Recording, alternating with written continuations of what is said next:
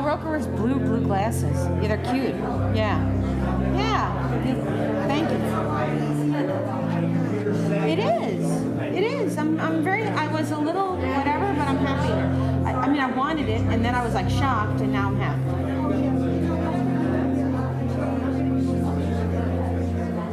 Change is good, though. Change is good. Thank you. Thanks, Brenda.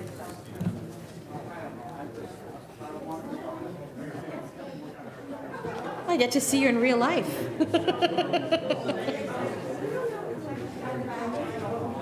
Oh, yeah.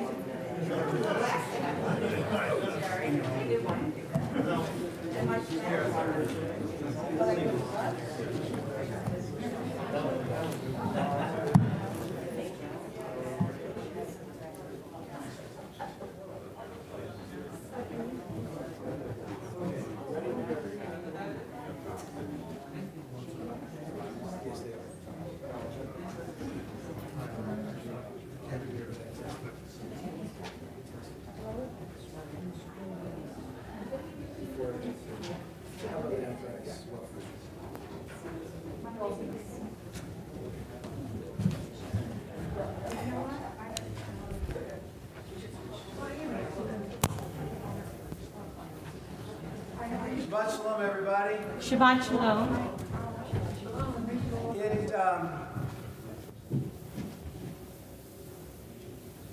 Even with the world gone crazy, it's a treat always to be with this community, but especially on a night when we can celebrate all of the things that we do for this and for the much wider community in which we live. And you're going to hear a lot about what Monmouth Reform Temple is involved in. And I've got to tell you that these are not new projects, except where the cause is new. We have a long history of making sure that we live the message of relevance that Torah demands from us. With that, it's truly a pleasure and honor of this community. So we are going to be using Mishkan Tefillah. It's the blue book that is in front of you or underneath you if you're in a front view. We will be announcing pages so that you can walk with us, and most of you know that. Cantor, I think we've got something really special to open tonight. Well, you can be the deciders of that. But you have a song sheet, and our opening song is on the song sheet. And this was music that I learned from Maddie Kalb, who came upon this terrific website that had some of this as a resource. And we talked about it, and we just thought it was very relevant for what we are all trying to do here. So the thing about this song is it's extremely repetitive. So I am extremely optimistic that you will catch on. So let's, very optimistic. Evan and I learned it quickly.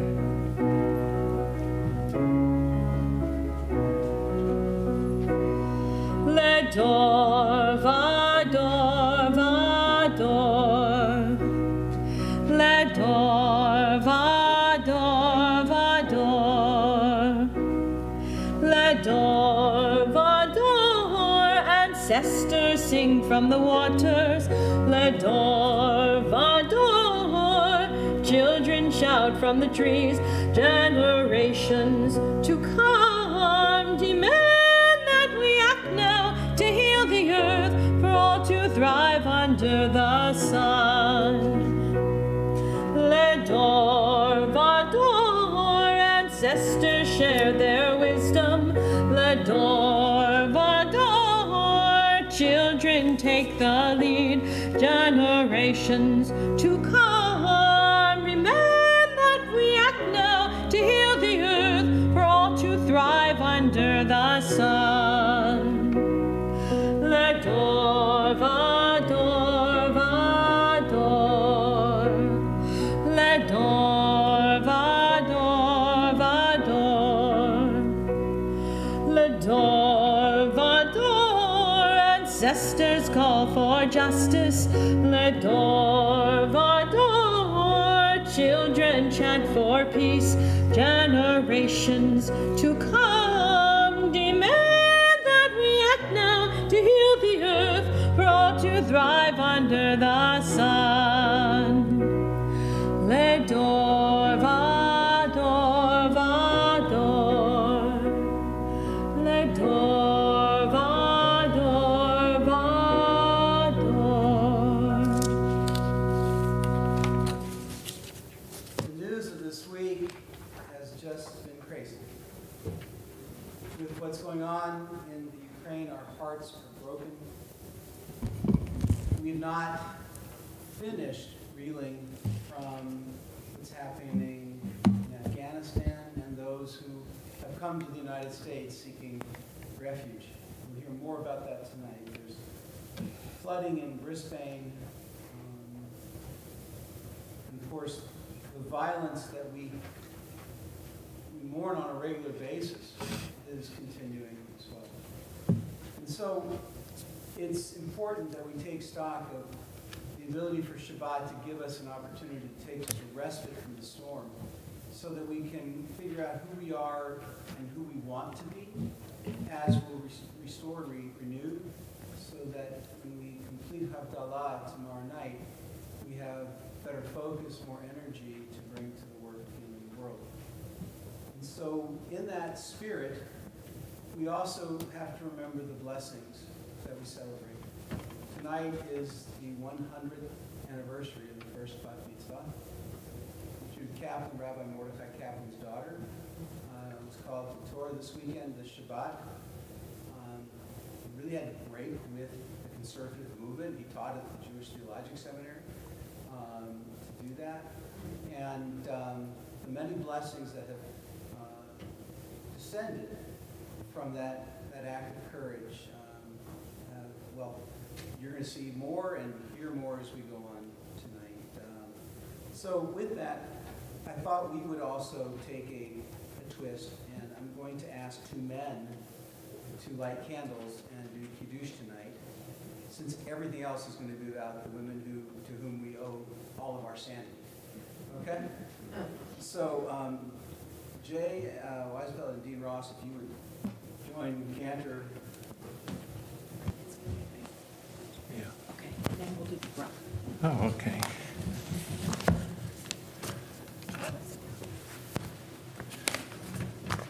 Shabbat Shalom. Shabbat Shalom. Sunday, April 3rd is Mitzvah Day, a day of Tikkun Olam, a day for working to repair our world. There are so many who need our help now more than ever. This is an opportunity to give our neighbors and truly be part of the community in which we live in. The mitzvah of service to others is a part of our tradition at MRT. Historically, we have gotten all together and done various community projects. This year, we're planning another exciting mitzvah day. We're doing a lot of projects in the building, outside, religious school. We're also doing some virtual giving, educational opportunities. Our Mitzvah Day Committee is planning another exciting day and inspiring range of service activities for all ages and interests. There is something for everyone. So please sign up if you haven't. It's Sign Up Genius. And if there's any questions, the temple office could also forward questions to me. Again, Shabbat Shalom. Shabbat Shalom. Okay, stay here. All right. Let me. So I'll do Kim. Who's doing what? I'll do You're Kim. going to do it again. All right, so you read that.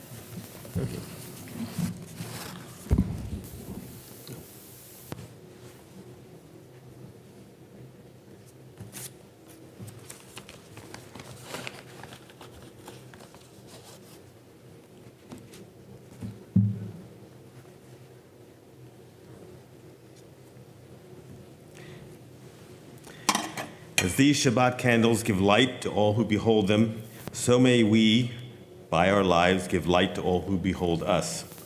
As their brightness reminds us of the generations of Israel who have kindled light, so may we, in our own day, be among those who kindle light.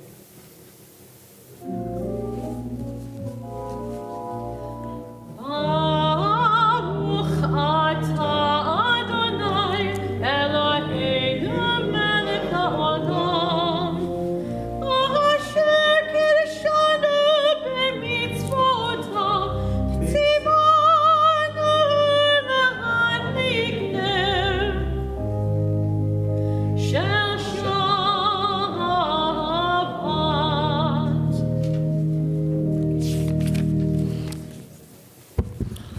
The heaven and the earth was finished, and with all their array, on the seventh day God finished the work that God had been doing. And God ceased on the seventh day from all the work that God had done. And God blessed the seventh day and declared it holy. Because of it, God ceased from all the work of creation that God had done. You guys take a cup. Baruch atah Adonai Eloheinu melech haolam, borei peri hagafen.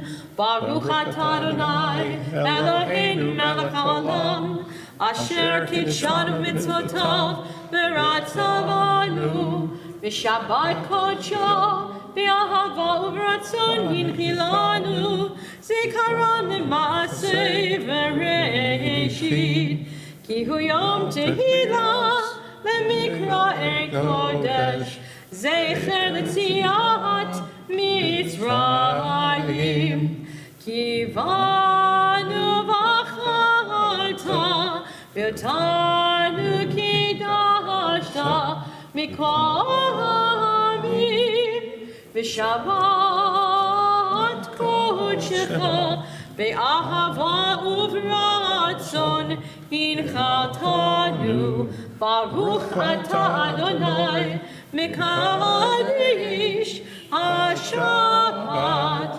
Amen. L'chaim. Chaim. And thank you both very much. Okay, let me. You got us all excited for Mitzvah Day. Okay. And that day I'm going on a cruise after that. That's exciting. Very exciting. Okay. So having completed candle lighting and Kiddush, we're welcoming Shabbat, a time of renewal.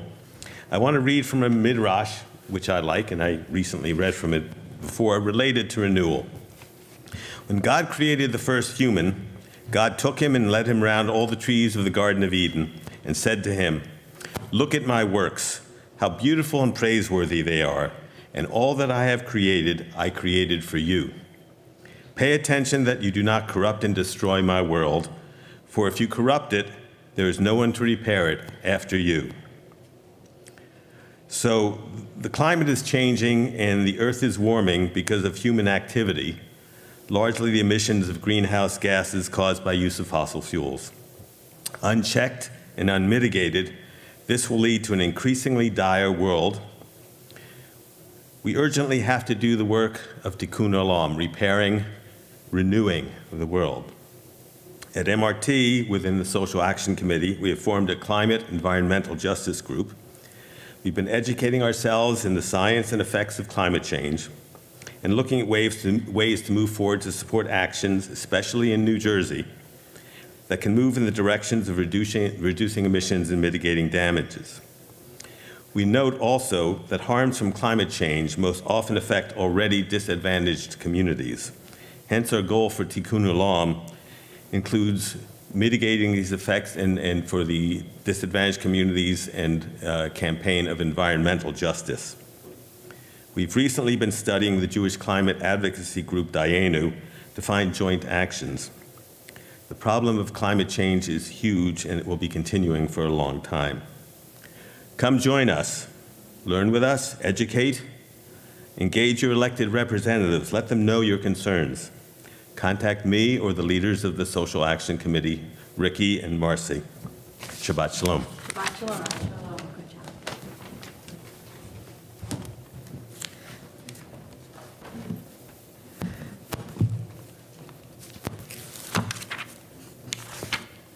We're going to continue on page 264. I'll ask you to rise for our call to worship.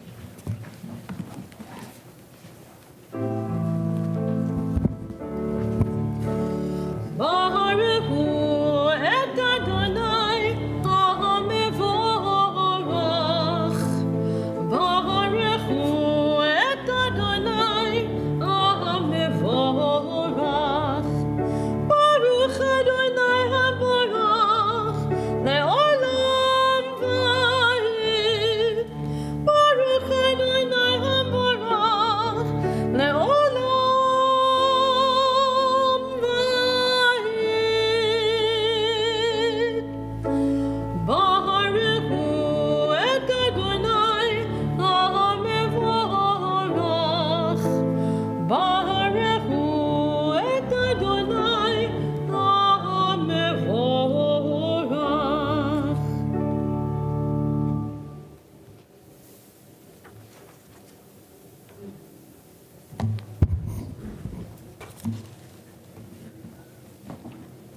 Shabbat shalom.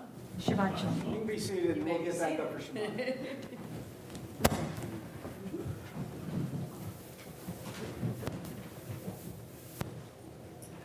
So I looked through my closet and I couldn't find anything that had vegetables on it. So I had to settle for my Tree of Life necklace, my tree bracelet, and my leaf earrings to have at least some relation to the Gan Mazon garden. Our Gan Mazon community garden began as a 1,000-square-foot Boy Scout Eagle project in 2009. Gan Mazon, the ever-growing garden in the back of our parking lot, has itself grown to a 3,000-square-foot garden that provides thousands of pounds of fresh produce to our community members in need.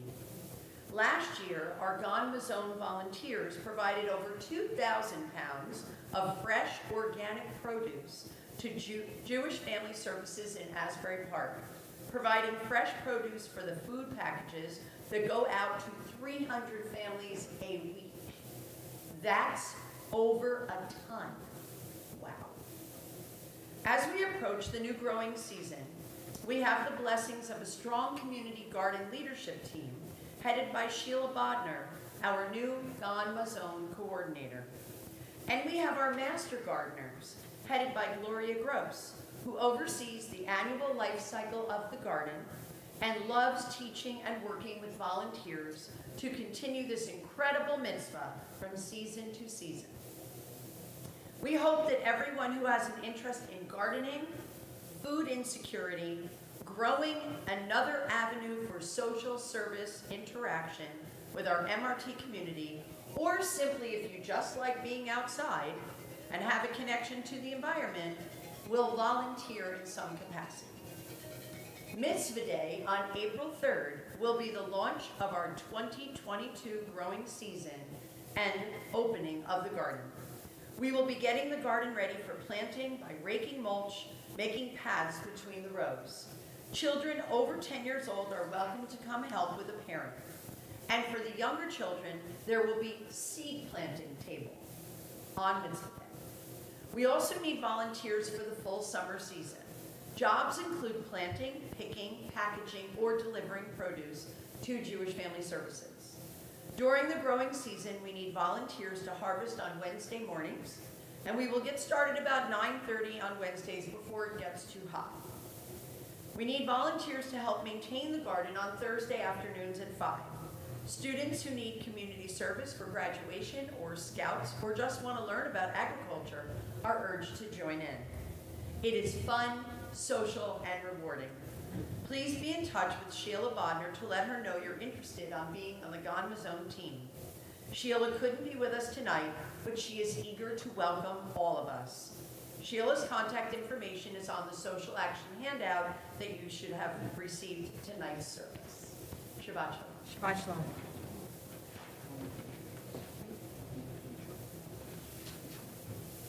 Page 265, please. Adonai, your majesty is proclaimed by the marbles of earth and sky. Sun, moon, and stars testify to your power and wisdom. Day follows day in endless succession, and the years vanish, but your sovereignty endures. Though all things pass, let not your glory depart from us. Help us to become co-workers with you, and endow our fleeting days with abiding worth. Baruch atah Adonai, Hamariv Aramim. Please rise. Shema Yisrael, Adonai Eloheinu, Adonai Echad.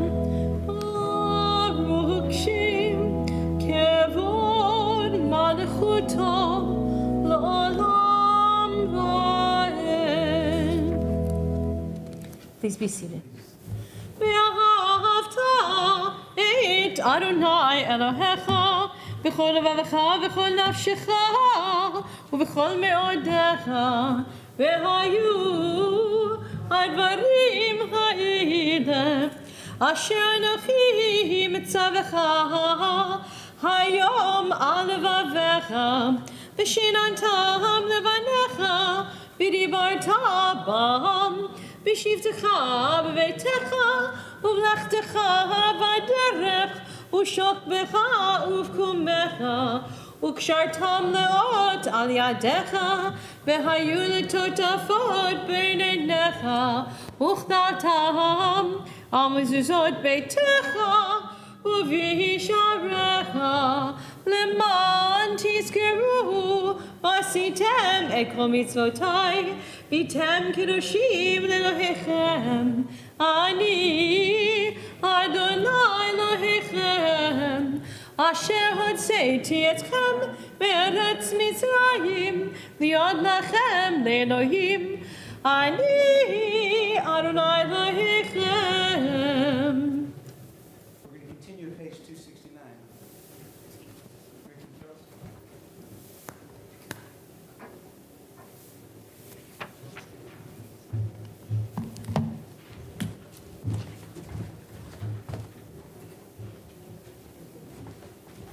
Shabbat Shalom. Shabbat Shalom. As a relatively new member of MRT, I am truly honored to be a member of such a welcoming community that does so much for our county and our communities in New Jersey. We have a goal of working to right the wrongs that have been done by housing those that are homeless, feeding those that are hungry, welcoming newcomers, conserving and preserving our natural world. We also work to reduce and prevent those harms from occurring in the first place through supporting people to vote, building relationships with our elected officials, and working to impact policies that affect all of us. I'm going to share some of the work we've been doing in our Social Action Committee with RAP New Jersey. But mainly I want to let you know that we can all do this work and make our voices heard. Our children, our teens, parents, adults, elders, all of us together. As a congregation, we have joined with our Reformed Jewish congregations across the state to work with RAP New Jersey, the Religious Action Center of New Jersey. As a project of the National Religious Action Center of Reformed Judaism, RAP New Jersey launched in August 2020 to ensure that our Reformed Jewish values of wholeness, justice, and compassion are an ongoing part of policy making in the Garden State. MRT's partnership both with RAP New Jersey and the League of Women Voters goes back to that 2020 presidential election when we joined forces to educate and support our temple members to take advantage of the new ways of voting safely in the height of COVID. These included the introduction of drop boxes, early voting, and expanded mail-in voting. MRT participated in RAP's initiative to garner 100% voting participation in our congregation. And you might remember the catchy graphic designed by our mitzvah student at MRT, Jonah Brewstein, where the Kiddush cup was filling up toward 100%. And he's gone on to create the tzedakah box, the virtual tzedakah box that we see every week in our e-blast. During the 2020 presidential election, many of us also participated with RAP and our partner Center for Common Ground in a national postcard campaign to reach out to U.S. citizens who were not registered to encourage them to register and vote. We still have more to do there. Since then, our relationship has only grown. In 2021 and now in 2022, we have worked with RAP, the League of Women Voters, and our other Monmouth County Reformed temples to build relationships with our legislators by conducting interviews, participating in virtual lobby visits, and conducting candidate forums to build relationships with our representatives and let our elected officials know what is important to us, and in turn to learn what our representatives' legislative priorities are. In the past year, we participated in RAP New Jersey's Issues campaign together with congregations and partners across the state to advocate for the Fair Chance in Housing Act, also called Ban the Box in Housing. This new New Jersey passed and was signed in 2021, assists previously incarcerated persons, our returning citizens, to be able to find housing. RAC New Jersey and MRT continue to work together through the efforts of our Social Action Committee, currently in partnership with the New Jersey Institute of Social Justice, League of Women Voters, and our Reformed congregations around the state.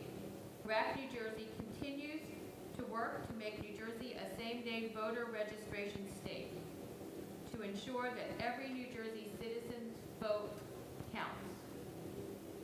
Together we are building and strengthening our relationships with each other to keep our temple members aware of important social justice issues in our state and to share strategies on how we can all have our voices heard in the sacred work of repairing our world.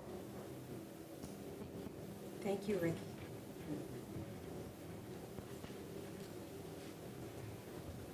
Shabbat Shabbat shalom. shalom. Please join me on page 269 for a responsive reading. We worship the power that unites the universe, a promise of harmony for all. Yet that oneness eludes our grasp as imperfection and evil abound. Before our eyes there is a vision of perfection, order and goodness. There is evil enough to break the heart, and there is good enough to exalt the soul. When will redemption come? When we grant everyone what we claim for ourselves.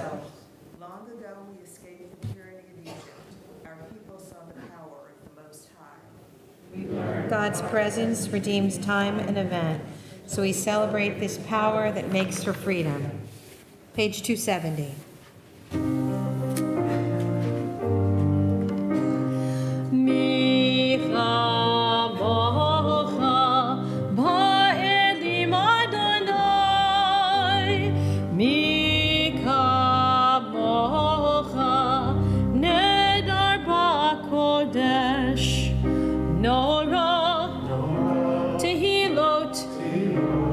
Say, Fele, Nora, Tehilot, Osei, Fele, Micha Mocha, Ba'enim Adonai, Micha Mocha, Nerdar Ba'kodesh. A work around the community, now it's lasting. Okay. Move the podium mic to the side. It's working now. It wasn't, but now we're good. So, our work in the community and our work around the world, the work we do with Jewish Family Services, that doesn't feed just the Jewish families, it feeds all people in need throughout Asbury Park. Our work, interfaith and intercultural, continues. We've sponsored programs with the Federation, bringing people into a greater understanding. We're about to commence the second part of My God Wears Blue Jeans, where we've brought people together from a variety of different religious traditions to talk not about the things that we all have in common, but about the things that we do as people of different traditions with love and respect. We're in the middle of this Gandhi King season for nonviolence. The 21st, Monday night, we have a program to talk about nonviolence throughout the different religious traditions. And so you're hearing about ways that everybody can get involved in something. And if we want to talk about the value of freedom, we just sang Micha Mocha, the waters parted and we found our way into freedom from slavery. Folks, there's ways for each of us to make sure those walls stay straight so that we can continue to walk with each other in the path of freedom and safety. On this celebratory day of Shabbat, we continue on page 273. I ask that we rise for the Amidah. Adonai, Sephatai Tiftachu fi Hagi Tehilatecha. Adonai, open my lips that my mouth may declare your praise.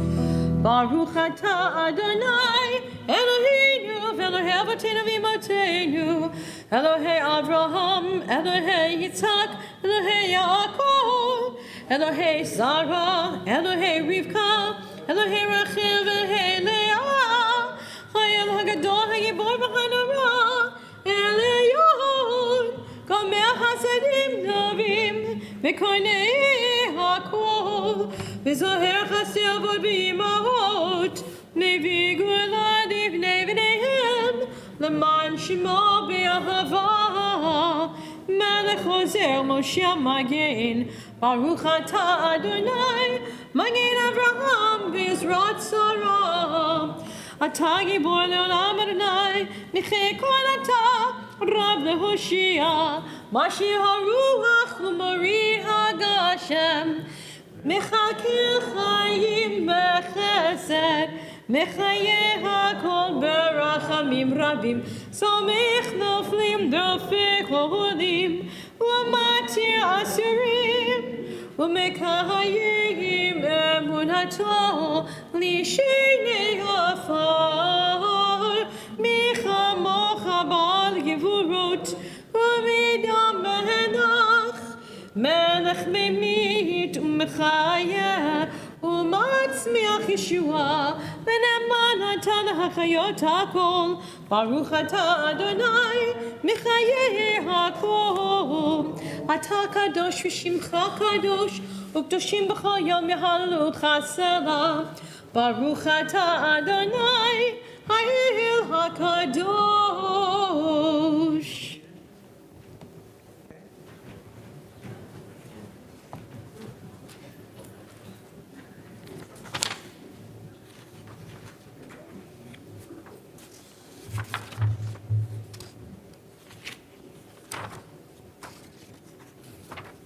Hi, good evening. I'm Kay Weisenfeld, and I'm going to talk a little bit about Family Promise, which I think many of you know is very dear to my heart, and also lunch break. It is all the way up. Family Promise, in case you don't know, Family Promise started in Monmouth County 20 years ago. It was part of the National Family Promise organization. Monmouth Reformed Temple has been an active supporter for over 13 years. When I say active supporter, the families, we could accommodate only 5 at a time at that point, and they were housed in houses of worship. And they stayed there and had dinner. Our volunteers, thank goodness, I had a great group of them, and some of them are here, would make dinners, play with the children, and some of them would sleep on the floor of the congregation because there had to be people supervising through the evening. Thank you. Okay. Starting in January of this year, Family Promise and Lunch Break have merged. Lunch Break, I think many of you know about it, but if not, Lunch Break has been in Red Bank for 38 years. It started as a soup kitchen. It has since moved on to numerous new endeavors. It provides groceries, it provides clothing. During COVID, it gave out over $750,000 in $500 segments to help people pay their bills. And most recently, they started Alliance for Success program, working with high school students, mainly from Red Bank Regional, to get them prepared to go on to further education, and a program I got involved with very early on, Life Skills program, which is providing coaching for individuals to write resumes, learn how to budget, how to do an interview, how to move on with their life and become successful individuals. A number of years ago, we got Life Skills program and Family Promise together because it was seen that the Life Skills coaches could help the Family Promise individuals not just get housing, but also to start to get some of the skills that they needed in order to be successful individuals, to be able to get jobs, to no longer run into that kind of problem again. So, we're going to go on to COVID. As you know, everything changed. With COVID, Family Promise could no longer house people in communities, in congregations. But, just FYI, all all of the life skills, all the Family Promise guests continue to have their life skills coaches. They did it virtually. What happened was through, I think, some of the combination of Family Promise, new staff, grant writing, and the resources for lunch break, Family Promise was able to start housing now 15 families in hotels, not ideal, but in hotels, and also helping other families pay bills so they wouldn't become homeless. So I think the vision of both organizations expanded. Lunch Break started just thinking about food, insecurity, that type of thing. They moved on to life skills. They combined them with Family Promise of having housing and helping these people become totally independent. I think the vision right now, one of the things, we have families scattered, which is far from ideal. Right now, the two groups are looking for a place where all the families, the 15 families, can be housed together so the professionals and the volunteers can see them more easily. And there is talk of really getting more active in solving some of the problems of homelessness, affordable housing here in Monmouth County. That's a long vision with it. So just so you know, life skills is how can you help to and with this? Okay, there are a lot of different things. We've done some cooking of meals, and they're frozen. We provide them for the families. We've done collections. If I ever say anything, we need dishes and pots and pans. People come forward. Do we need diapers, which we're collecting now? And people come forward. A big thing that's needed is life skills coaches. The person who's in charge of the life skills program, Marianne Lasardo, has said, please ask your congregation, do so many things, to please have them volunteer as life skills coaches. I'll tell you a little more about that. We have a number of our congregants already are doing this and very involved. And by the way, combining of the two organizations, again, there were people in this congregation who were instrumental in those two programs coming together to better serve our community in an integrated way. Okay. Well, one thing I won't ask you to do if you're interested in volunteering, no more sleeping on the floor. But as I said, you can do cooking, there's tutoring. We're doing tutoring, again, virtual. For children, they need tutors. But with the life skills, they have a whole training program. There are videos. There's a lot of resources to help you. I've been doing it for several years, and other members of the congregation. Right now, they've been in existence 4 years. We have over 155 participants in the program, and we have 70 life skill coaches. About 25% of our participants are from Family Promise. It is truly a rewarding thing to work with individuals. Again, there's a big success. I'm working with someone right now. She's homeless, a 2-year-old. She's now at Catholic Charities. She has a place to live. She doesn't have a driver's license. So I'm working with her. We are studying together for a written test. The Life Skills program has money for driving lessons, so we'll do that next. And she's also working with Workforce. She's going to take the basic skills test, and there is money through Workforce for her to become certified as a medical coder. So she's working on that. I do most of this by telephone. And also I've seen her a few times, but we're able to do it without having to be with them again because of COVID concerns. One of the best success stories was a young woman. I know her from the beginning. She started, but I wasn't her coach, who was amazing. Amanda started with Family Promise, homeless, 3 kids. With her life coach, she ended up getting a car, finding housing, getting furniture. And by the way, a bunch of our volunteers help move all the furniture into her new place. And she has a job. She's had that job for 3 years. She's working in a doctor's office. She's had raises. She's had salary, position increases. And she now wants to go back, and again, her coach has found grant money for her to go back and become a phlebotomist. For 3 kids. One of them has a coach who's helped her get grant money to finish her cosmetology program. The other one is in our Alliance for Success high school program. And the third one of the coaches found a basketball program for him. He's excelling and he's hoping to go to private school on a scholarship, CBA or someplace like that. So, like that. There are a lot of things you can do. I would love to see more of our congregation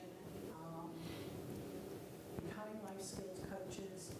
And we're going to have at our next social action meeting, which is April 13th, 7 o'clock, or it'll be, the person who's in charge of the life skills program, Marianne Lasardo, is going to be speaking, so you can get a better idea of what's involved. They do have a very good training program too. So I think the combination of Family Promise and lunch break is going to continue to have an impact, and I think even a bigger impact on our community, improving the quality of life of individuals who need that.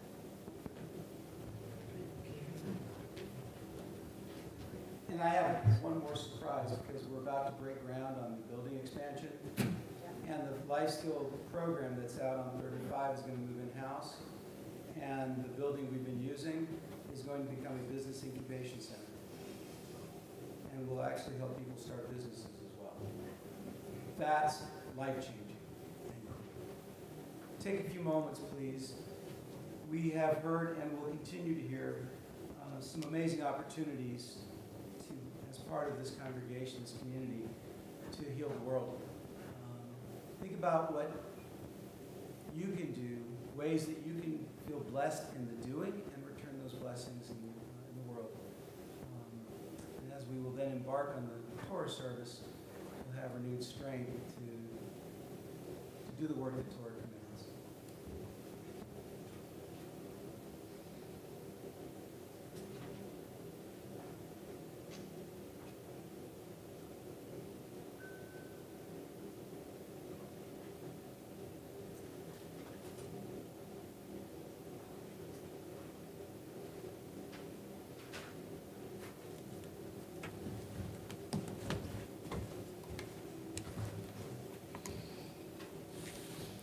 Please join with me on the song on your song sheet, Save a Life.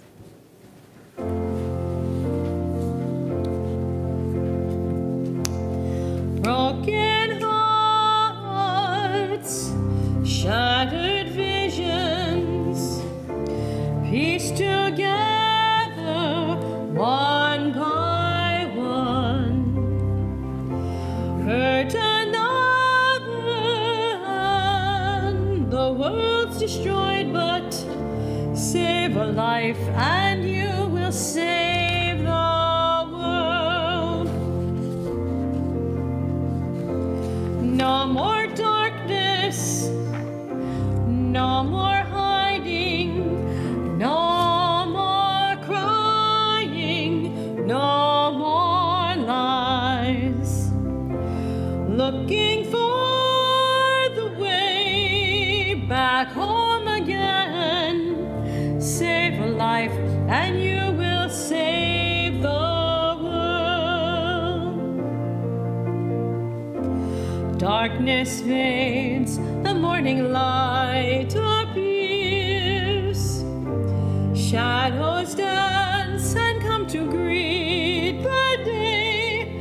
The voices of angels sing words of comfort, whispering, save a life and you will save the world.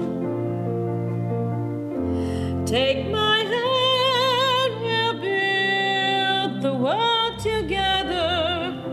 Save a life and you will save the world. morning comes, a new day has begun.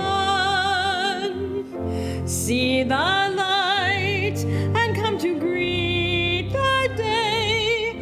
The voices of angels sing, words of comfort whispering. Save a life and you will save the world. In the garden, voices singing, wipe your eyes now, no more fears. Take my hand, we'll build the world together. Save a life and you will save the world.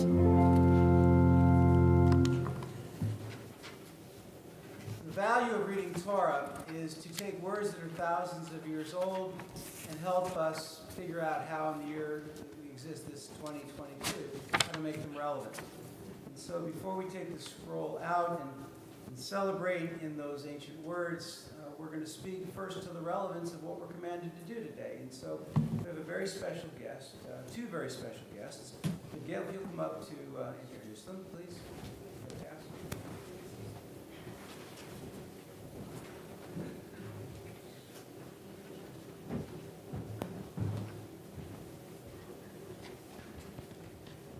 It's my pleasure to introduce our speaker tonight, Fida Ayubis. Fida comes from a long background in retail and corporate America. After working more than 20 years for the same company, she learned that the company was being sold.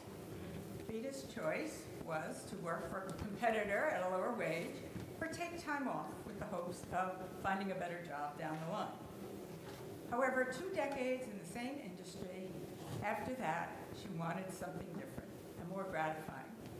A place where she could work so that she would benefit people directly. Unfortunately, this all took place in 2008, when our economy was crashing. Vida became unemployed, like many others. We know that the economy took quite a while to recover. In the meantime, despite medical and financial struggles, Vida started volunteering with several organizations. During the Syrian refugee crisis, she was invited to a luncheon to meet new Syrian refugees. They were arriving, and she wanted to find out how the Muslim community could help. Vida was instantly hooked and had found her calling. She volunteered for many years with a startup refugee settlement agency, now Interfaith Rise. There, they all learned from each other how to help others and build resources for the incoming refugees. Now, at this organization, Vida is the volunteer and donations coordinator who does a bit of everything else as well, from case worker to meeting refugees at the airport. She's on the way to becoming one of the directors of Interfaith Rise. We are fortunate to have Vida here at MRT tonight to tell us about her organization and how you can help change the lives of many of these around you, as well as your own. Vida?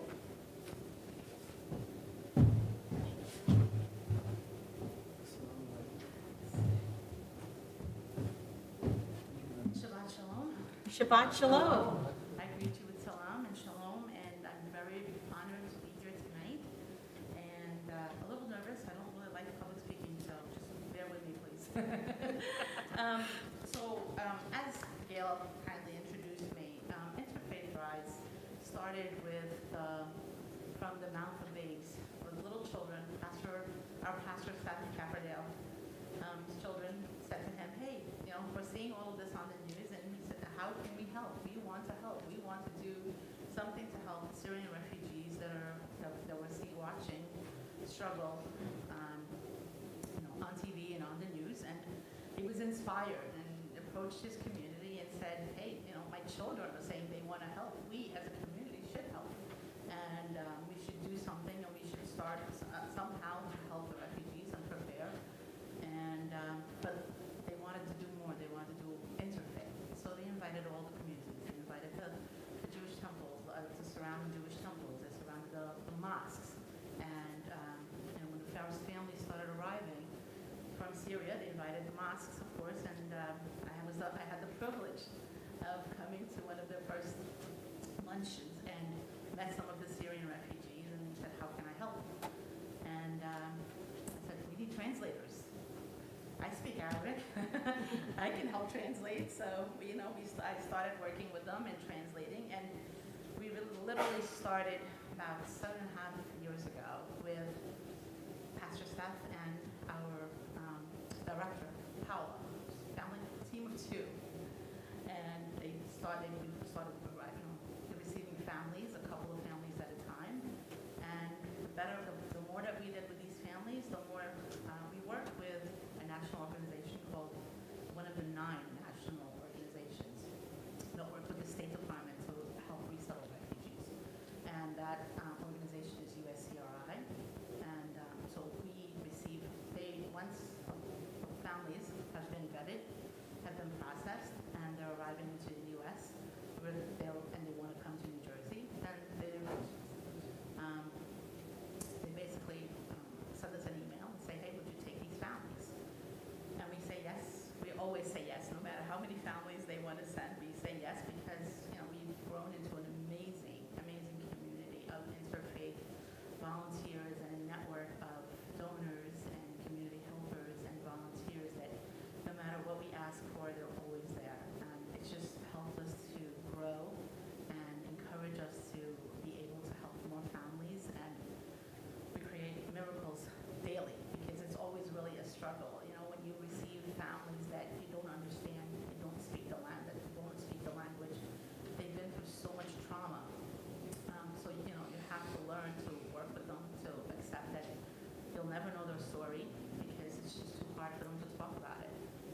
We want to respect their privacy, but we also want to help. And so many people in the community, want to adopt, want to come into our homes, take pictures with them, and we always say, I'm sorry, we have to protect their privacy, their rights. Sometimes it's also a safety issue because in some countries, if they're seen on any public TV, on any social media, it basically triggers an unsafe issue for their families back home. We've had families that put their own pictures on social media and became a ransom for their kids, their family back home. So we're always we try to protect their privacy and their identities as much as possible. With that being said, we went from two people to 4. We've increased, then we had to get a director of ESL, because now we have to teach them ESL. We had to find someone to find housing, because when the families arrive, we have to find housing for all of the families. And then we have to furnish those housings, put in the food, provide all the services that they will need, provide medical appointments to help with their medical needs, mental health, to help with the trauma that they've all been in. And it's really hard sometimes, but it's, I'm sorry, I forgot the name of the previous. It's really heartening to see and humbling to see them try, to see them build themselves, to see them get on their feet, to start to acclimate, to learn English, to start actually, helping newcomers that are coming by saying, hey, we did this, you can do this also, this is what you need to do, and really creating that community that welcomes the future families that we arrive. We went from receiving maybe about 35 families a year to 70 families a year, and recently with the whole Afghan crisis, we went to, we had nothing during COVID. We had about a year and a half. We received maybe 1 family a month or 1 client a month, and then all of a sudden the Afghan crisis happened, and it was every single day families of maybe single men or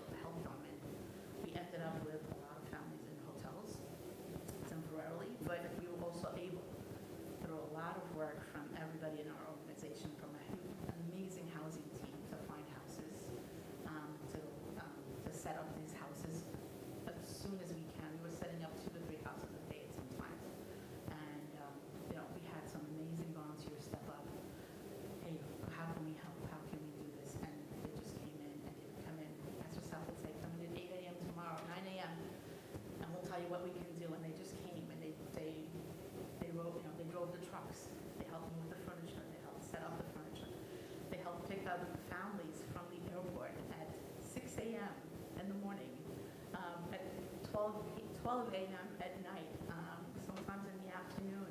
We would be told the families arriving at 6 a.m. We would arrive at 8 in winter, and our poor volunteers are out there. So it was very, very, very overwhelming times, and it was really a struggle, but you know, we had to grow over, I mean, we went from about 6 employees, we've added about 15 to 20 employees now, expanded into another office in South Jersey, because we had a lot of families that wanted to move to the South Jersey area and to Vineland and Atlantic City. We had a family in Clissold, towns we've never heard of. We've only seen, we really, as an agency, there's 2 agencies that settle refugees here in New Jersey. One, Interfaith Rise and IRC. Interfaith Rise settles refugees in Central Jersey and all up to 150 miles, 50,000 miles, 50 miles of New Jersey.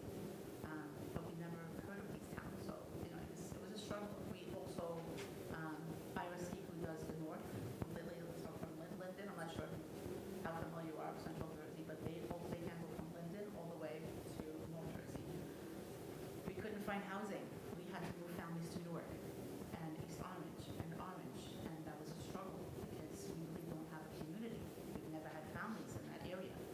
It's been a struggle for us to help those families that we moved into those areas because we don't really have a community. If any of you have anyone that you know or connected to any community in Newark or East Orange that would be welcoming or good neighbor to any of our families, we welcome that, those connections. We welcome, please, we would really welcome that help because they're kind of struggling and it's a little hard for us. But we opened up, we received a grant that gave us money to help Haitian refugees. So as we've been doing such an amazing job with helping the refugees come in, we received a grant that, hey, you know what, the Haitians are coming in, they have no support, there's no agency helping anybody, they're really, really struggling. Some of them are living on practically nothing. So we received that grant and we were able to open up a office in South Jersey, which is now actually an entire office. They have an executive director, an ESL coordinator, they have someone with employment services.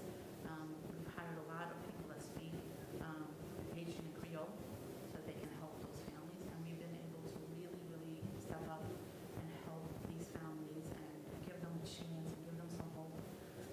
We did such a good job. They gave us another grant and said, well, we want you to expand further.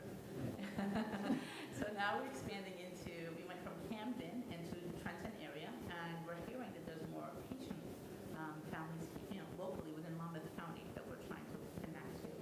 So with that being said, we might actually need help in this area when we do come, when we find those families. During COVID, we were hit with COVID, and all of our families had no way of communicating, had no way of going to school, had no way of attending classes or ESL classes or communicating with us. It was a shutdown. We had to get every single family a computer, get them all internet, which it was never really important because they were surrounded by us. They didn't come to the church at all times, but church was closed. We were all working from home, and it took a long time, a lot of hours of Peter on the phone with internet for getting internet services and making the deals and finding the best deals possible because, as you all are aware, cable companies are not the nicest people. They charge a lot of money. So it was working. I actually made turns out they get commission. So I would be friendly sales guys. I had someone call me every single day at 12 o'clock. Okay, Peter, what do you need? And so we can sign on more families. It worked out really great. We made really wonderful connections. We found a computer store that did refurbished computers locally. Because a lot of the donated computers that people donate were really old and really antiquated and needed more repairs and upgrading in order for us to use them. So they didn't really work. And we weren't really getting as many. We had over, I want to say, 50 families that needed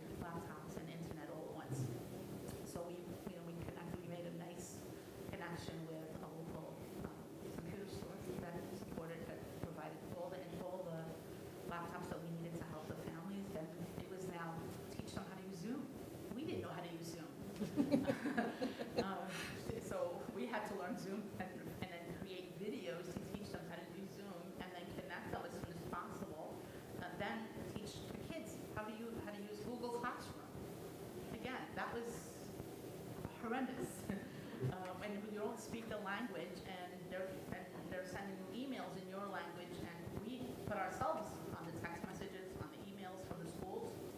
I don't envy any parent, by the way. It's too many messages and too many languages coming across. So it's very, very, very hard for a lot of our families, you know. But they were great. They were brave. They stayed home. They protected themselves. They were more aware of what they needed to do. They had masks before we knew where to find masks. It was really amazing, their survival skills, and they protected themselves. They said, no, our kids are not going anywhere. We're going to stay. I was able to connect with a group called United Muslims for Hunger Relief. And every Saturday, my husband and I went to this group at a local mosque. We filled up his van, his pickup truck, with bags of food to deliver. You know, our families are all eligible for food stamps, so they had the food stamps. But food stamps are not enough when you just lost your job, no other income. You don't know where rent is how you're going to pay rent because they still won't. We are, as an organization, we're blessed to be under the umbrella of the Affordable Housing Corporation. Affordable Housing Corporation, we're under that umbrella. It's the 501c charity. And because we are under that umbrella, we're able to rent homes for our incoming families. You're coming into the country. You don't have a background check. You don't have credit history. No one will rent to you. So because we have the Affordable Housing Corporation, we're able to approach the landlords and say, hey, we will do the lease with you. We will guarantee you first month, the rent on the first, and then it's our responsibility to collect from our clients. So, and we work very hard with them to make sure we have an amazing employment team that is growing.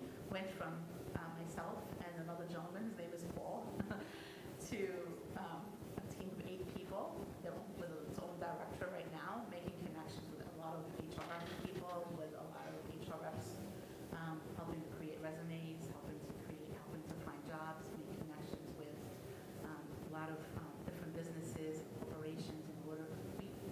Our clients come from so many different backgrounds. We have doctors, we have engineers, we have computer programmers, and teachers, and business. They've had businesses. It's really, really, really hard when the families come here, and now they're just dependent on everybody. They went from being able to support themselves with their own businesses, with being able to do everything for their families, and coming here, not knowing the culture, not knowing anybody, really, because they lost everything. Not having a job, not being able to support their families. It's very demeaning for a lot of the men, a lot of the families. Also, especially like our Afghan refugees, they're not used. We are used to here of having, couples go out and work together and help provide, pay for the expenses for the families. Our families can't. A lot of them have gone through so much trauma, especially our Afghan clients that had to deal with the Taliban, who, every time the women were out, their lives were in danger. So they come here, and it takes a long time for the women to even leave their homes, to feel safe to go out and learn English and start learning how to drive, or say, become basically a partner to their husband. The husband's incredible. The men, incredible. Gentlemen, but they do everything for their family because they've gotten used to it. They do the shopping. They do the schools. They work. They come to the meetings. They learn the English. They make sure they get whatever the family needs, the men do. It's really amazing to see and wonderful to see as a wife. These men, and we say, we all say it at home, like in the office, hey, how do we train you guys come and train our men to do this, Because most of, we're, as American women, as women here who live in America, a lot of the responsibility of the home is on the wife, So here, you're seeing a whole different culture where the man is taking most of it, and the woman is allowed, is able to stay home, take care of her family, take care of her kids, take care of what she needs, and everything else is done for her. But we've struggled. We've worked with a lot of the clients, make them feel safe enough to encourage women to, and men, and it's very hard for men that come here to now come and learn learn your ABCs. Come and learn your ABCs. Come and sit with classes with other people, other ages, and show that you really can, are learning this new language. I had to do that when I learned Arabic. It was not easy. I was, I think, 12 or 13 in the middle of a class with little girls that were in kindergarten. They laughed at me when I was learning my ABCs, but I did, We struggle, so I kind of understand a little bit of the struggle, so it's easy, but, it's easy to understand and be able to work and be compassionate with a lot of the families. With that being said, we now, we received recently about 240 clients over 3 month, 2.5, 3 month period. And we had to house them, get all of the paperwork, register all the kids in school. We're proud to say that every single one of our families is in a home, is in a permanent home. We were able to get them out of hotels right away. Most families maybe spent a week or two, and they were in a permanent home, which was our biggest priority, to give them a stability, to give them a home to feel safe to be in. And then it was, okay, get all the families into school, all the kids, registering and figuring out every board of education in different ways that they wanted to handle on how to do this. And so we had some amazing lead volunteers. We created this, we reached out and said, we need lead volunteers to help our families. Come and be a lead volunteer and work with a family and take this family on and help us to help a family. They did an amazing job, Most of them took on the families, became mothers to them, became our bosses. They were yelling at us, hey, you're not doing this fast enough. You're not doing this. Hold on, we have so much going on. This is why we asked for your help. But they really, really, really took on these families and really cared and made sure everything has happened. A lot of these families that are coming, although they have these bigger families, are pregnant. We've had about 8 babies born within the past 2 months, and they're still growing. So it's finding volunteers to stay with the kids while the mom goes to have her baby, helping the father get to the hospital in and out, or navigate the school system. We had a lady who went into birth in the middle of the night in Newark. Our translator lives in Bridgewater. He translated for 4 hours to help the family give birth because the hospital did not have a translator. We had a volunteer that stayed overnight with one of our families because the father couldn't be in the delivery room. It was the first, and he couldn't do it, and he sat outside. We're all We would like to just add something to what you're saying. Our temple supported Vietnamese many years ago during the crisis, and we housed them. And I can tell you, we have now watched great-grandchildren from those families that have become attorneys, teachers, all these wonderful things that, yes, they're very difficult for the people to see them, to help them, but every bit of it is worth it. And what you're feeling, you will feel the way we do someday, and it's all worthwhile. We're in America, we have come, our children grew up as little kids seeing this, and they now are wonderful children who have gained so much. So all of the sacrifices that we think all these people who are helpers are making, it comes back more than they are doing. So I appreciate what you're saying. I think maybe we can all get from that you give of your heart, you give of yourself, but you get so much more. absolutely. Thank you, Cora. Fida, as you get near the end of what you'd like to say, is there anything you want to make sure we know that we can do, so if there's stuff that we can do to help you as you get to the end of your talk? I've spoken to Gail, and I've given her a list of a lot of the items that we mostly need. So she's getting on, and she's put that beautifully into the sign-up sheet that we need. Right now, what we're looking for, the biggest thing is cars. We have over 35 clients that will be getting licenses soon. They've struggled, they've learned English, they've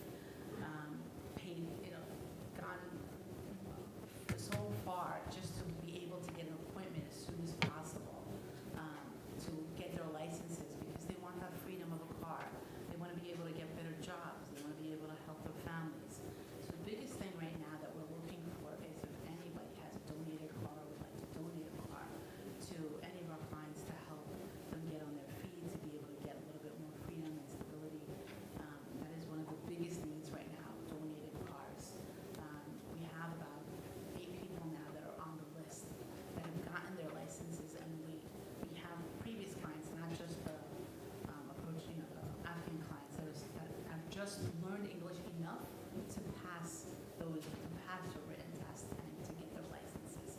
It's hard when there's no translation in Dari or Pashto or any of the languages that they speak. They have to learn English first in order to pass this written test. Because although DMV does provide translation, they're not doing that because of COVID. So everybody that wants a license has to learn English first. And you have this sheet which details all of the places.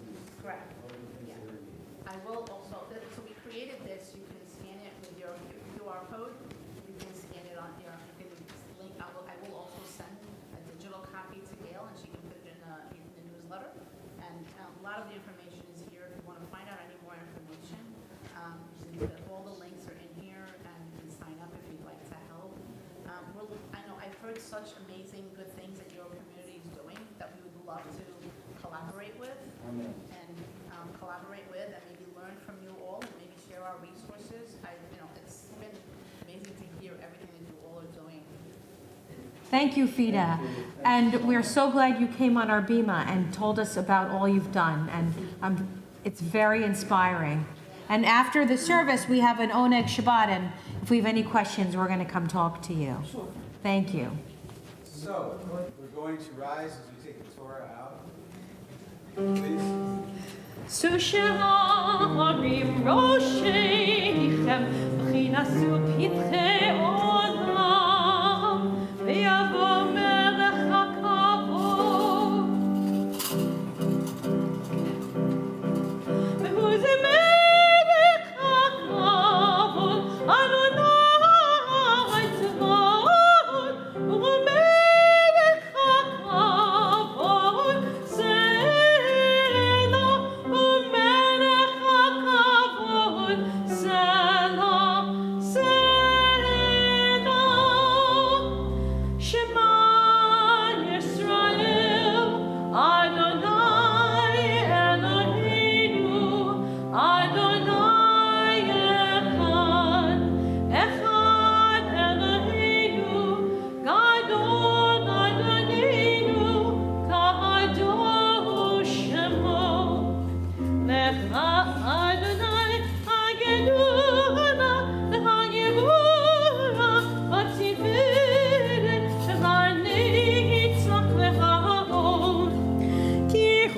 Bashamayim uvaretz, Yichol bashamayim uvaretz, Lecha Adonai Amalacha, Aminaseh lechol rosh.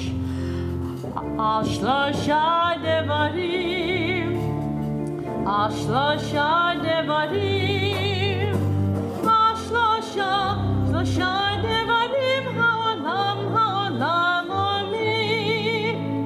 Al shlosha devarim, al shlosha devarim, al shlosha devarim, ha'olam omer.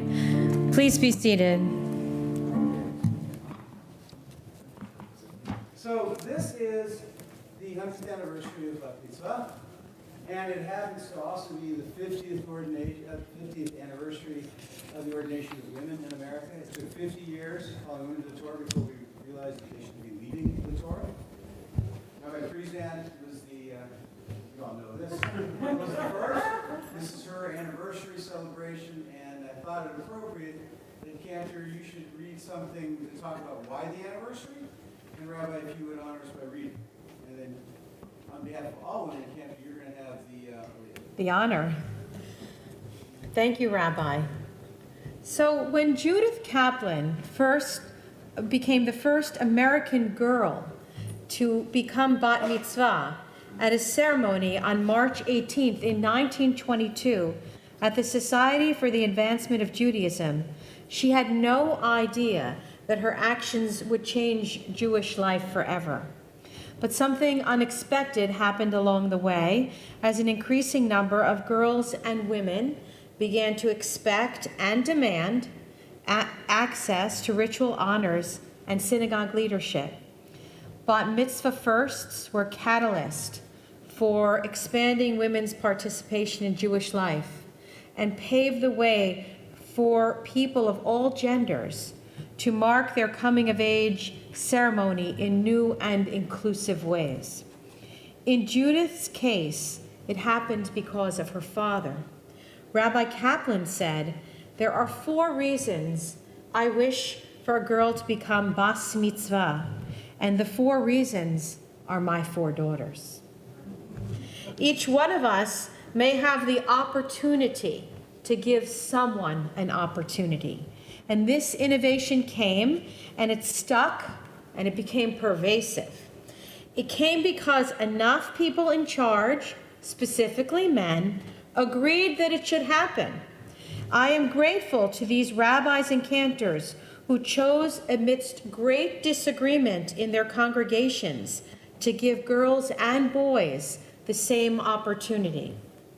I'm also grateful that in recent years, progressive Judaism is fully willing to include individuals who identify as non-binary. Children and adults who are non-binary all have a place in Reform Judaism, and we at MRT are proud of our movement. Change comes because one person comes forward, and I strongly believe that positive innovation happens because humans want to improve their conditions, and they will apply ingenuity and try new solutions to create progress. The people with the best handle on the future are optimists. In 1922, a young girl became bas mitzvah. In 1972, a young woman in the United States became a rabbi. And in 2022, we include all people at all levels of temple leadership and ritual observance, and I cannot wait to see what we are able to do in 20 more years from now. So now I have the honor of the blessing before Rabbi Prezan reads. Oh, Rabbi, sorry. I forgot you were there. Sorry.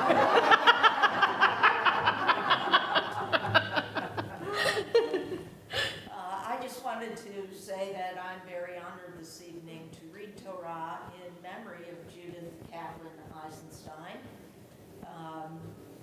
who, as you heard, was the daughter of Rabbi Mordechai Kaplan, the founder of Reconstructionist Judaism. And Judy became a distinguished musicologist. She wrote a lot of Jewish music. And just wanted you to know also that Rabbi Sandy Sasso, my friend and colleague, wrote a book about Judy Kaplan called Judy Led the Way. It's a children's book. And it was just chosen by the PJ Library as the book that will be sent out in their program of reading. So I'm honored to be here. I also wanted to mention that last night I watched a program at the Society for the Advancement of Judaism in New York. That was Mordecai Kaplan's synagogue. And it was also, this program was sponsored by the Jewish Women's Archive, and at the very end, the last half hour, there were 4 female rabbis who spoke about their connection to Judy Kaplan. And one of the things that occurred to me was that, as you said, she had no idea really what she was doing. She didn't understand it. She was 12 years old, maybe 13, and it was her father who understood. So we always need to remember that there are often men who stand behind the women who make these kinds of changes in the world. Tonight I'm reading from Leviticus chapter 8. You may follow along in your Bibles on page 795. And you know that the book of Leviticus talks to us a lot about sacrifices. In ancient days, that was the way that our people communicated with God. They burned the animal, grilled it, so to speak. The smoke went up to God, and then they ate the sacrifice. It was like a family barbecue. Fortunately for us, the day came when we no longer offered sacrifices, and the rabbis taught that words of prayer take the place of sacrifice. And that's how we communicate with God today. And God communicates with us through the words of Torah, where we try to discover what it is that God would have us do and be.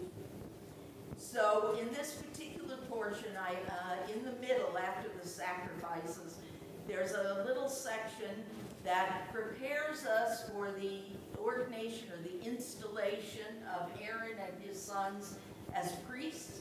It describes the vestments that Aaron wore.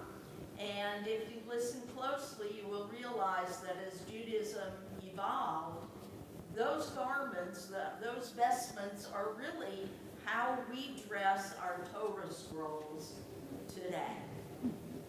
So we are giving the Cantor the honor of blessings this evening.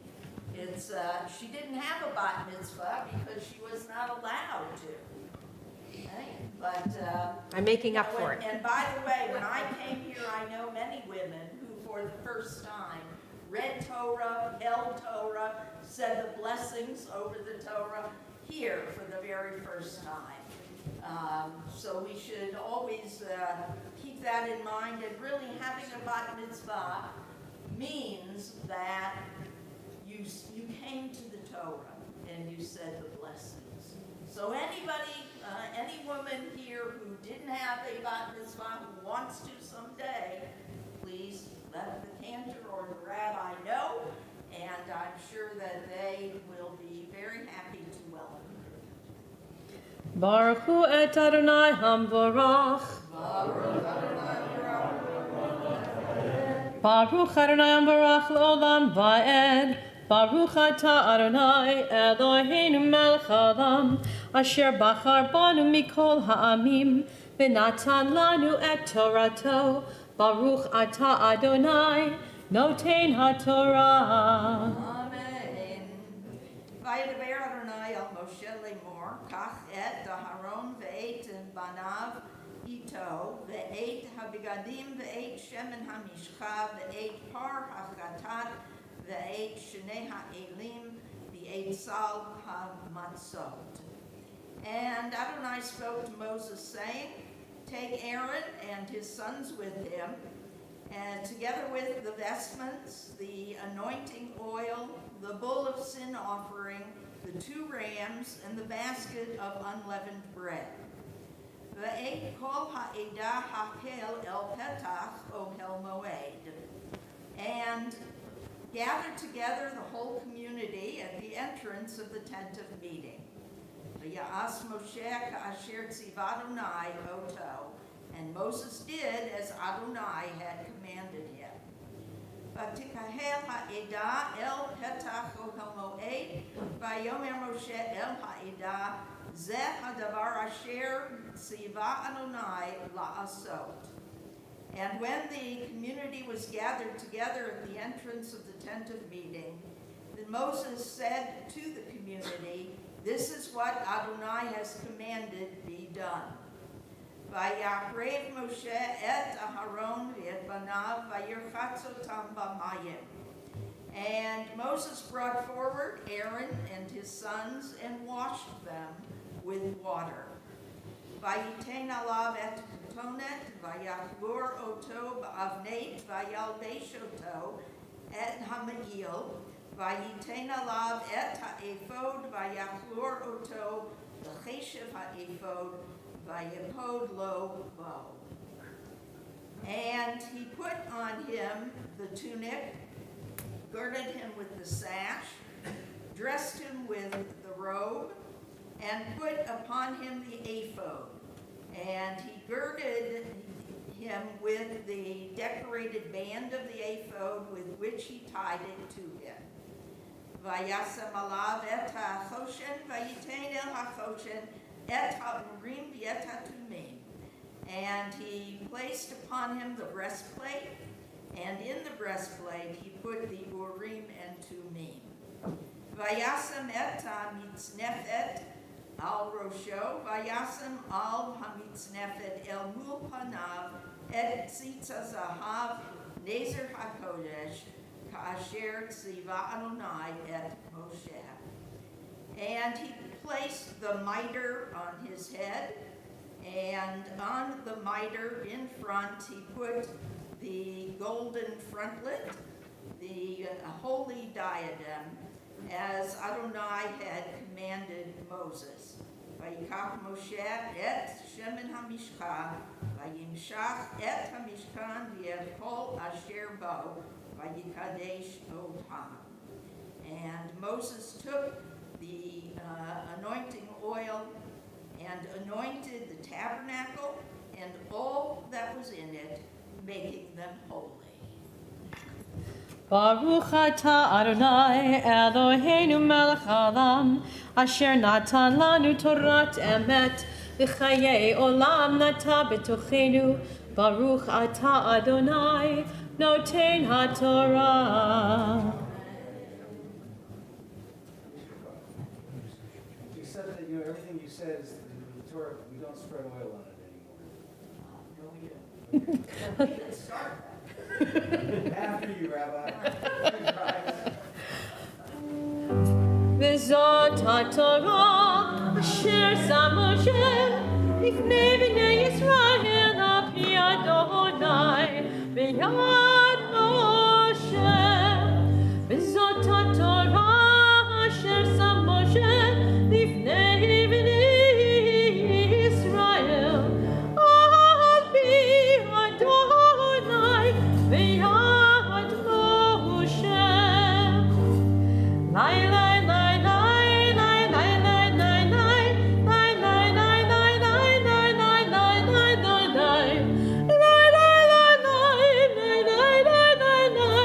lai lai lai lai lai lai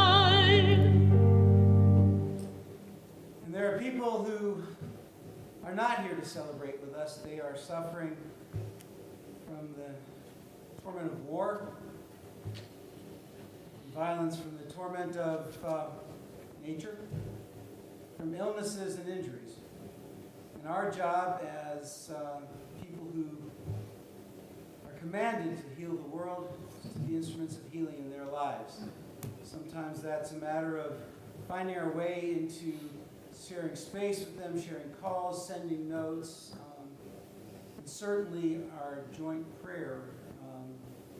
When people know that the community is thinking of them, there's healing power.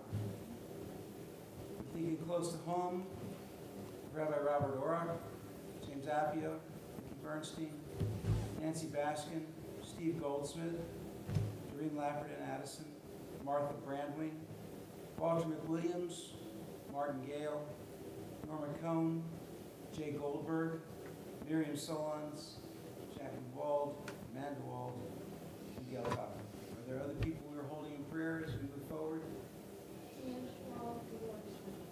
Susan Newsom. Susan Sprung. Josh Stein. Beck Harmon. Charlie Gilchrist. Sandra Sassa. Baruch atah Adonai Rofei HaCholim. God, please make us instruments of healing. Our prayer for healing is found on page 371.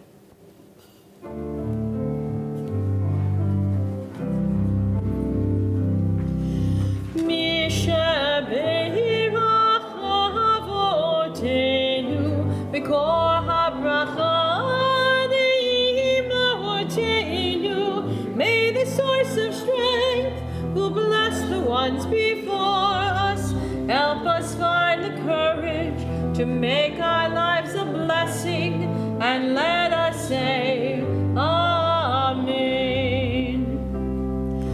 Mishebeirach imotenu, Bekor habracha dehavotenu. As those in need of healing, with refuah shalema, the renewal of body,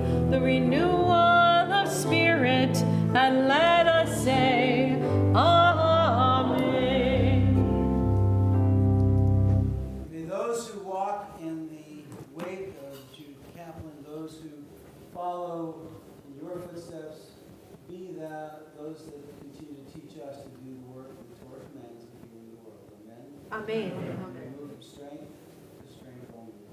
Amen. It's Chaim המחזיקים בה בתומכיה מאושר דרכיה לחינוך וכל נתיבותיה שלום השיבינו אדוני אליך ונשובה חדש ימינו כקדם חדש ימינו כקדם. We continue on page 586.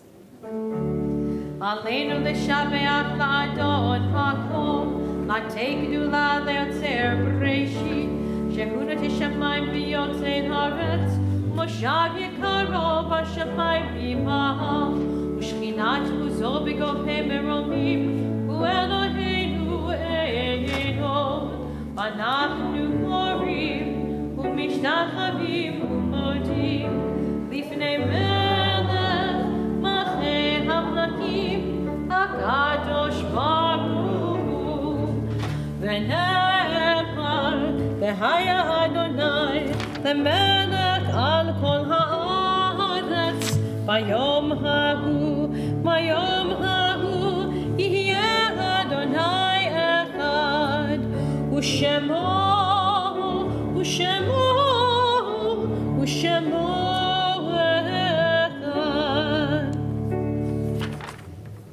We believe our hands, but never our hearts. They continue to touch our lives as we move forward, as we remember them, and grow in the lessons that they teach us as we see them through new eyes. You recall the Yortzites, the anniversary of transitioning from our hands to our hearts. People this week, Solomon Attias, Rose Blonder, Samuel Blonder, Meyer Smolinski Colas, Rose M. Friedman, Marilyn Grayboys, Doris Hayek, Adolph Kline, Stephen Eugene Landy, Carol Nash, Beverly Lerner, David Pinto, Michael R. Simon. Are there other annual yard sites we're observing? Shloshim, Betsy Millman, and beginning Shiva for Arthur Spiro.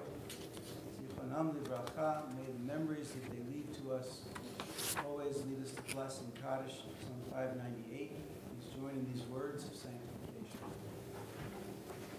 Yitgadal v'yitgadah shemei Rabbi, ve'alma divrach gerutei ve'amlich malchutei, v'chayechon v'yom echon, v'chayei l'chol be'Yisrael, v'galau v'zman kariv v'imru amen. Yehi shmei Rabban v'vorach le'olam v'lamei almaya, Yitbarach v'yishtabach v'yitba'ar v'yitman v'yitnaseh, Yitadar v'yitaleh v'yitalal shmei d'kudisha b'richu, Le'la mikol birchata v'shirata, tushbechata v'nechemata, da'amiram v'alma v'yimru amen. Yehi shlomo rabba min shemaya, v'chayim aleinu ve'al kol Yisrael, v'yimru amen. Osei shalom v'romav, v'ya'asei shalom, aleinu ve'al kol Yisrael, v'yimru amen. Osei shalom v'romav, v'ya'asei shalom, aleinu ve'al kol Yisrael, v'yimru amen.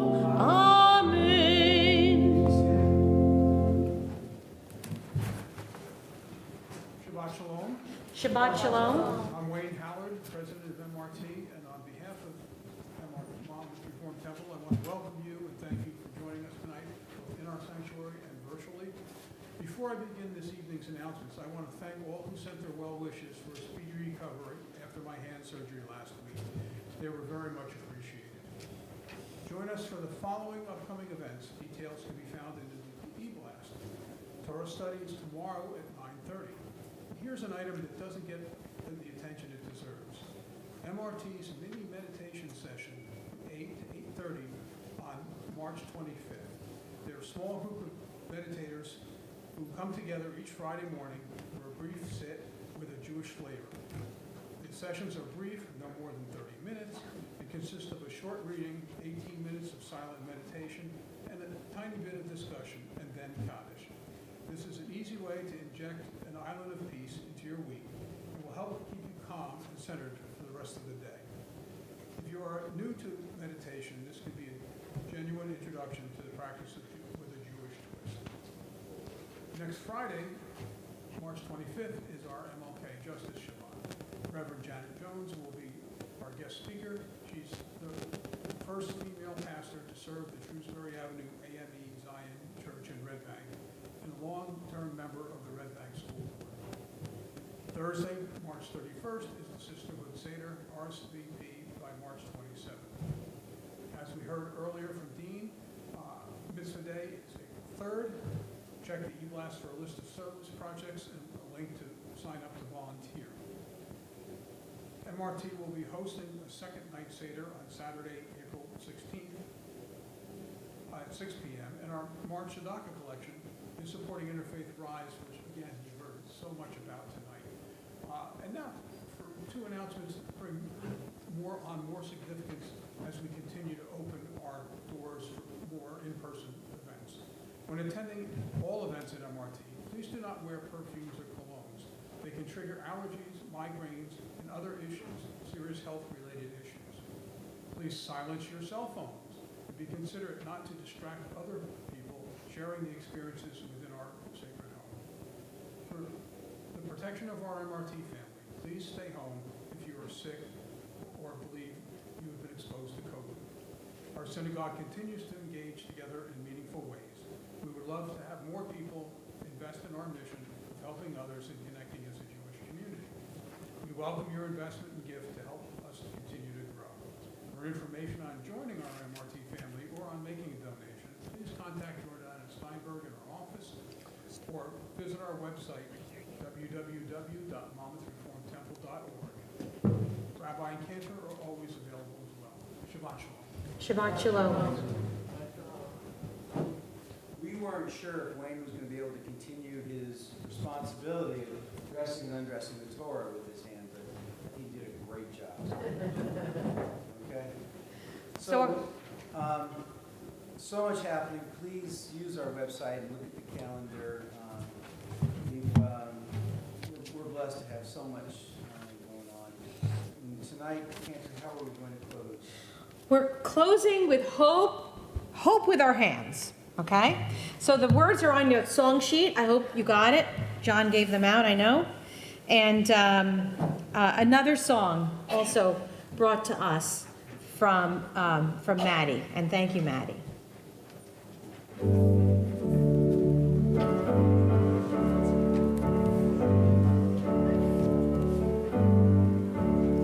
This ground below us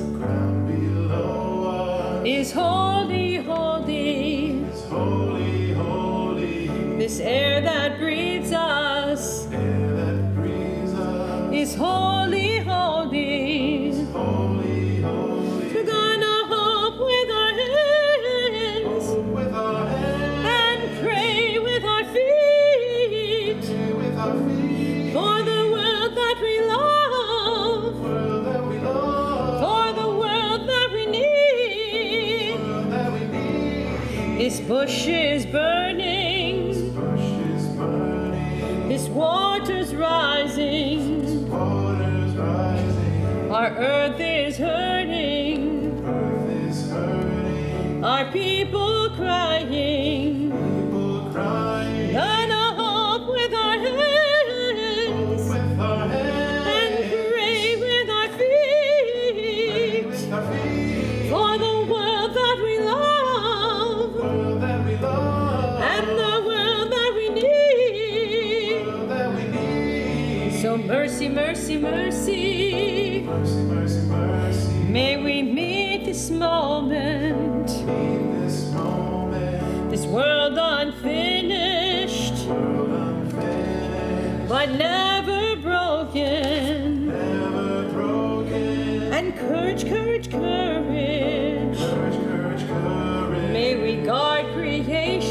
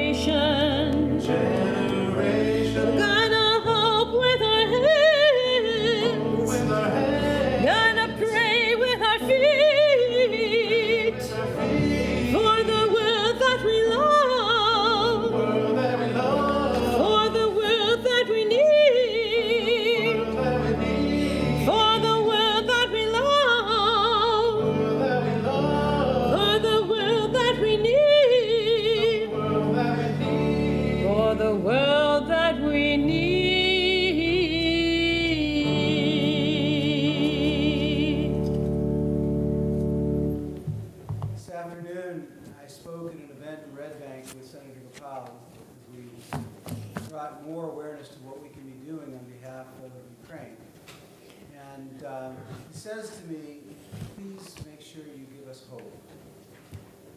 And I said, there's a 7-year-old in Greenburgh, South Carolina, who's making bracelets with Ukrainian flag colors, selling them to raise money. In a week and a half, she's already raised over $1,000. There are second graders in Chicago who have raised $17,000 for Ukraine relief by creating flowers and bracelets. One woman, Barbara Cook, took 53 suitcases of women's clothing to Poland.